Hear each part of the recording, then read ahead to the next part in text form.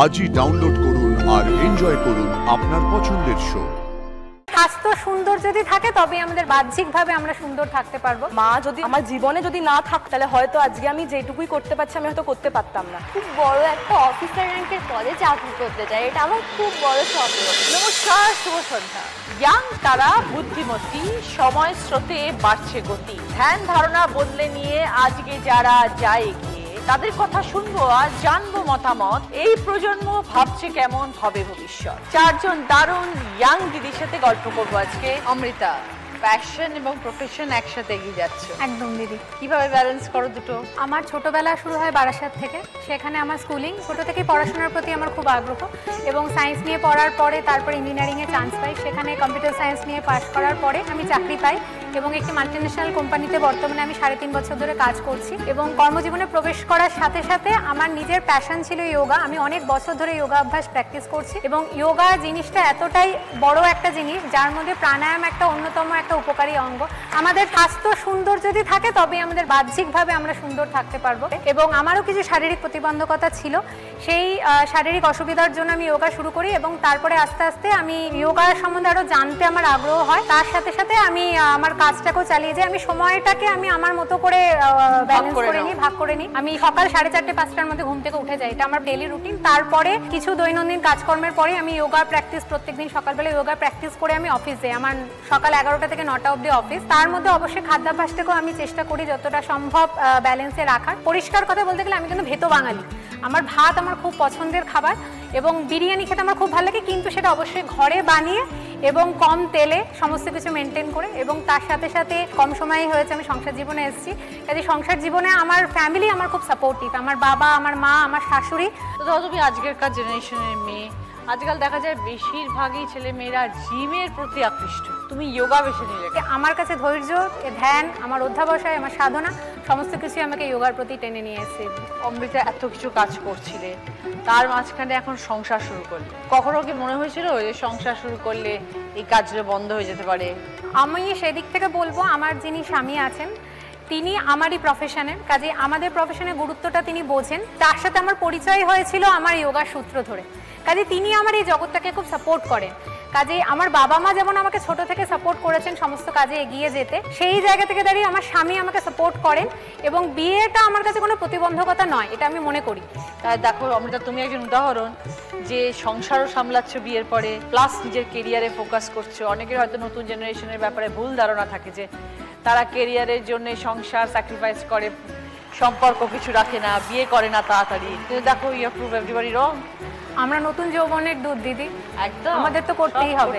একদমই তাই। All the best Amrita, খুব ভালো থেকো। কমলা, একদিকে নাচ গান, পাশাপাশি স্কুলে পড়ানো। হ্যাঁ দিদি, আমি এটাই বলতে চাই যে কি ছোট থেকে আমি খুব একটা একাডেমিক্স পছন্দ করতাম না, সেইটা আমাকে করতে হচ্ছে এখন। তো any how I am enjoying, কিন্তু ছোট থেকেই এই কালচারাল ব্যাপারটা আমাকে খুব ইন্টারেস্ট দিত।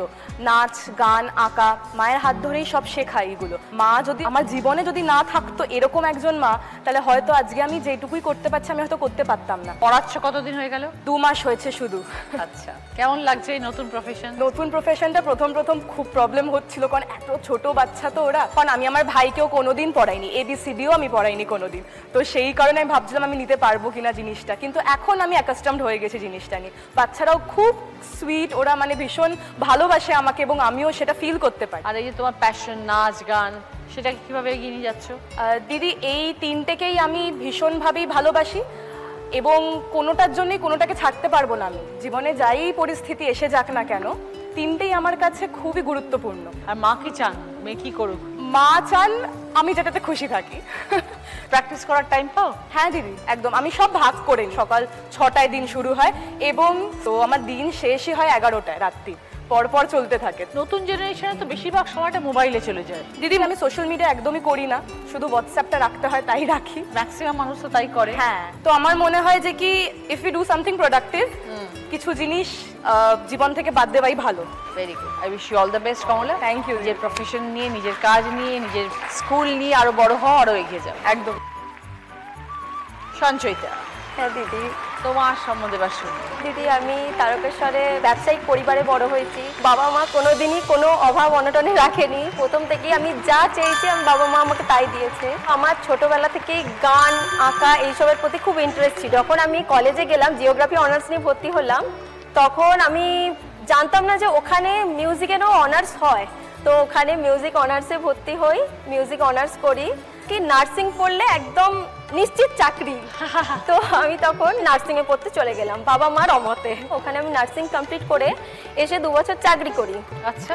তারপর চাকরি করতে করতেই মানে আমি দেখলাম বাবাও বয়স হচ্ছে, আমাদের সোনার দোকান আছে নিউ বম্বে জুয়েলার্স, বাড়িতে আর কেউ নেই মানে বাবার এই ব্যবসাটাকে এগিয়ে নিয়ে যাওয়ার জন্য। তো তখন আমার নিজে থেকে রিয়েলাইজ হলো কি আমি শুধু আমার একারটা ভাববো, বাবার বয়স হচ্ছে, বিজনেসের কি হবে, বাবাকে আমি এত হেডেক নিতে দেখতাম। তো আমি ভাবলাম যে আমি তখনও জব করছি, জব করতে করতেই সকালবেলা জবে যেতাম 8টা থেকে জয়েন করতে হতো, সন্ধেবেলা মানে 12 ঘন্টা ডিউটি করে আমি আবার ওটা শেখার জন্য বাবার দোকানে চলে যেতাম যে কিরকম ভাবে তারা কাজটা করে সেটা আমাকে জানতে হবে। দোকানে প্রায় 6-7 মাস সব দেখতে দেখতে আস্তে আস্তে দোকানেই থেকে গেলাম। বাবা বললো এবার ব্যবসাটা তুই দেখ, মানে বাবাও থাকে তার সাথে আমিও থাকি। তো যখন ছুটি থাকে, যেদিনকে ছুটির দিন, কি করো? বৃহস্পতিবারটা তারকেশ্বর বন্ধ থাকে, ওই বৃহস্পতিবারে আমি কাজের ফাঁকেও বাচ্চাদের গান শেখাই। এই করেই দিদি এগিয়ে যাচ্ছে। ব্যবসাটাই এখন মেন আমার কাছে। ধরো তুমি তো একদিন বিয়ে করবে, সেটেল করবে, তাদের যদি আপত্তি থাকে শ্বশুর বাড়িতে তোমার এই দোকানে বসানি, আগে আমাকে ব্যবসায় বসতে দিতে হবে, তারপরে আমি বিয়ে করবো, না হলে আমি এদিকে যাব না। সঞ্চয়িতা খুব ভালো থেকো। হ্যাঁ দিদি। যা যা তোমার স্বপ্ন সেগুলো সব সফল হোক। শারমি, পোস্ট অফিসে কাজ করো, হ্যাঁ কি কি দায়িত্ব তোমার? দিদি আমি পোস্ট অফিসে কাজ করি। আমি বিভিন্ন অ্যাকাউন্ট খোলা পোস্ট অফিসে, যেমন সেভিংস, রেকারিং অ্যাকাউন্ট, টিডি অ্যাকাউন্ট, মেয়েদের বাচ্চা মেয়েদের যে সুকন্যা অ্যাকাউন্ট হয় সেই অ্যাকাউন্টগুলো খোলা, এগুলোই আমাদের কাজ। আর আমাদের পোস্ট অফিসটা দিদি একদমই সোনাই নদীর ধারে, বাংলাদেশের বর্ডারের ধারে, হাকিমপুর বর্ডার। আচ্ছা। সেই নদীর ধারে থেকে একদম বাংলাদেশ দেখা যায়। চেকপোস্টের ওই পাশে পোস্ট অফিস, এই পাশে ভারতবর্ষ, ওই পাশে বাংলাদেশ। পড়াশোনা করতে করতে চাকরিতে ঢুকে গেলে কেন? আমার খুবই ইচ্ছা ছিল যে আমি একটা বড় কিছু করব জীবনে। তো এই চাকরিটা আমি দেখলাম যে হঠাৎ করে আমি যখন উচ্চ মাধ্যমিক পাশ করলাম তখন আমি বিএসসি ভর্তি হয়েছিলাম। তো বিএসসি ভর্তি হওয়ার পর হঠাৎ একটা অ্যাডভার্টাইজমেন্ট বার হলো, তখন দেখলাম যে পোস্ট অফিসে কিছু ভ্যাকান্সি দিয়েছে। তো ভ্যাকান্সি দেওয়ার পর আমি সেটাতে অ্যাপ্লাই করলাম, কারণ আমি দেখলাম যে এখানে পোস্ট অফিসে প্রমোশন পেয়ে বিভিন্ন ইন্সপেক্টর পদে ওঠা যায়। সেই জন্য আমি বড় হয়ে নিজের স্বপ্ন পূরণ করার জন্য এই পোস্ট অফিসে ঢুকেছি এবং আমি গ্র্যাজুয়েশনটা করছি যাতে এই পোস্ট অফিসে যে প্রমোশন, এই প্রমোশনগুলো গ্র্যাজুয়েশন ছাড়া হবে না। এরপরে কি প্ল্যান, ফিউচার কি ভেবেছো? ফিউচারে আমার প্ল্যান হচ্ছে আমি একটা খুব বড় একটা অফিসার র্যাঙ্কের পদে চাকরি করতে চাই, এটা আমার খুব বড় স্বপ্ন। আর আমার চেনা পরিচিত যে সমস্ত দুস্থ ছাত্রছাত্রীরা আছে তাদের স্বপ্নগুলো, তাদের কিছু লেখাপড়ায় সাহায্য করব, এগুলোই আমার ইচ্ছা। খুব ভালো, ভেরি গুড। লক্ষ্য স্থির তোমার? হ্যাঁ। তুমি জানো তুমি কি করবে। All the best. Thank you. আজকের মতন এই পর্যন্তই। ভালো থাকবেন আপনারা সবাই। আগামীকাল আবার দেখা হবে। সবাইকে নমস্কার জানাচ্ছি।